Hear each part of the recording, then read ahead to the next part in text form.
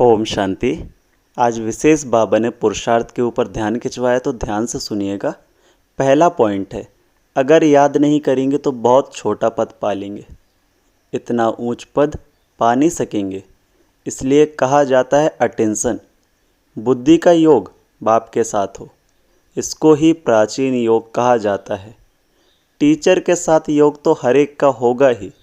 मूल बात है याद की। याद की यात्रा से ही सतो प्रधान बनना है और सतो प्रधान बन वापस घर जाना है। बाबा ने दूसरे पॉइंट पे बताया कि वो बच्चों में कैसे प्रवेश करते हैं। बाप कहते हैं, मैं कोई में जाता नहीं हूँ, हम इस रथ पर सवार होकर ही तुम बच्चों को समझाते हैं। किस रथ पर? ब्रह्मा बाबा के रथ पर। हाँ, कोई डल बुद्धि बच्चे हैं और कोई अच्छा जिज्ञासु आ जाता है तो उनकी सर्विस अर्थ में प्रवेश कर दृष्टि दे सकता हूँ। बच्चों के अंदर बाबा बोलते हैं दृष्टि दे सकता हूँ, उनके अंदर प्रवेश करके। सदैव नहीं बैठ सकता हूँ, बहु रूप धारण कर किसका भी कल्याण कर सकते हैं। बाकी ऐसा कोई नहीं कह सकते कि मेरे में शिव बाबा की प्रवेशता है, मुझे शिव बाबा यह कहते हैं, ऐसा कोई नहीं कह सकता। तीसरा मुख्य पॉइंट विशेष ध्यान से सुनेंगे। बाबा ने कहा अक्सर करके यही कहते हैं बच्चे। क्या कहते हैं? बाबा मेरे से यह भूल हुई जो हम देह अभिमान में आ गया। बाप बैठ बच्चों को समझाते हैं, पावन जरूर बनना है, कोई विकर्म न करो, तुमको सर्वगुण संपन्न यहाँ बनना है। पावन बनने से मुक्ति धाम में चले जाएंगे और कोई प्रश्न पूछने की बात ही नहीं है। तुम अपने से बात करो, दूसरी आत्माओं का चिंतन नहीं करो। कहते हैं लड़ाई में 2 करोड़ मरे, इतनी आत्माएं कहाँ गई? अरे वह कहाँ भी गई, उसमें तुम्हारा क्या जाता है? तुम क्यों टाइम वेस्ट करते हो? और कोई भी बात पूछने की दरकार नहीं। तुम्हारा काम है पावन बनकर पावन दुनिया का मालिक बनना, और बातों में जाने से मूंझ पड़ेंगे। तो और बातों में नहीं जाना है। जो हम लोग न्यूज़ देखते हैं उन पर चिंतन करते हैं, तो बाबा बोलता है इससे आप टाइम वेस्ट कर रहे हो, आपको अपने पुरुषार्थ पर ध्यान देना है। आज का चौथा मुख्य पॉइंट है, बाबा ने कहा बस तुम मुझे याद करो, जिसके लिए बुलाया है उस युक्ति में चलो। तुम्हें बाप से बरसा लेना है और बातों में नहीं जाना है। इसलिए बाबा घड़ी घड़ी कहते हैं अटेंशन। कहाँ बुद्धि तो नहीं जाती, भगवान की श्रीमत तो माननी चाहिए ना। और कोई बात में फ़ायदा नहीं, मुख्य बात है पावन बनने की। बाबा पावन बनने पे विशेष ध्यान खिंचवा रहे हैं। आज की मुरली से 5वां मुख्य पॉइंट है। बाबा ने कहा भगवानुवाच, मैं तुमको राजयोग सिखलाता हूँ और कोई मनुष्य ऐसा कह ना सके। टीचर पढ़ाते हैं तो ज़रूर टीचर को याद करेंगे ना।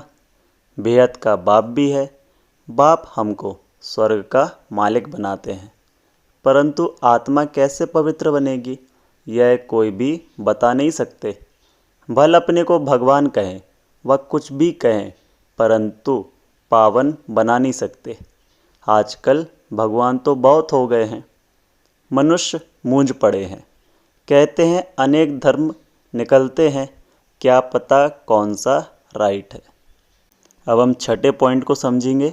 बाबा ने कहा तुम बच्चे जानते हो, पवित्रता बिगर विद ऑनर तो हम स्वर्ग में जा नहीं सकते, इतना पद भी नहीं पा सकते हैं।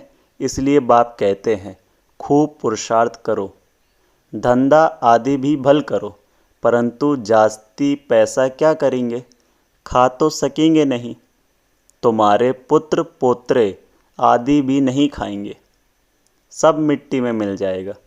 इसलिए थोड़ा स्टॉक रखो युक्ति से, बाकी तो सब वहाँ ट्रांसफ़र कर दो। सब तो ट्रांसफ़र नहीं कर सकते हैं, गरीब जल्दी ट्रांसफ़र कर देते हैं। भक्ति मार्ग में भी ट्रांसफ़र करते हैं दूसरे जन्म के लिए, परंतु वह है इनडायरेक्ट, यह है डायरेक्ट। बाबा का कहना है कि ज़्यादा धन के पीछे नहीं भागना है, हमें हमारे शक्तियों का खजाने का स्टॉक जमा करना है, इसी का पुरुषार्थ करना है। आज का बाबा का 7वां मुख्य पॉइंट है। बाबा कहते हैं मनुष्य महिमा भल गाते हैं परंतु समझते कुछ भी नहीं, जो आया सो कह देते हैं, ऊंच ते ऊंच भगवान की निंदा करते रहते हैं। तुम कहेंगे हम तो आस्तिक हैं, सर्व का सद्गति दाता जो बाप है उनको हम जान गए हैं। बाप ने खुद परिचय दिया है, तुम भक्ति नहीं करते हो तो कितना तंग करते हैं। वह है मेजॉरिटी, तुम हो माइनॉरिटी। जब तुम्हारी मेजॉरिटी हो जाएगी तब उन्हों को भी कशिश होगी, बुद्धि का ताला खुल जाएगा। आज बाबा ने 8वां मुख्य पॉइंट सुनाया, तुम समझते हो अभी हम स्थापना कर रहे हैं जिसके लिए ही मेहनत करनी होती है। विनाश होगा फिर यह दुनिया ही बदल जाएगी, फिर तुम नई दुनिया में राज्य करने आ जाएंगे।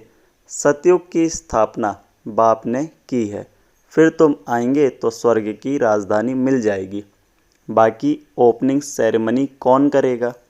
बाप तो स्वर्ग में आते नहीं, आगे चल देखना है स्वर्ग में क्या होता है, पिछाड़ी में क्या होता है, आगे चल समझेंगे।